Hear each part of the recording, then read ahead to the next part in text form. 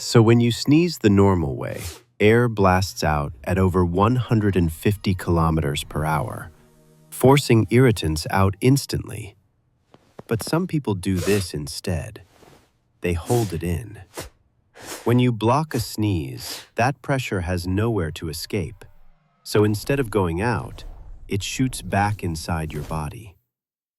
That force can rupture eardrums, burst blood vessels in your face, and in rare cases, even tear your throat.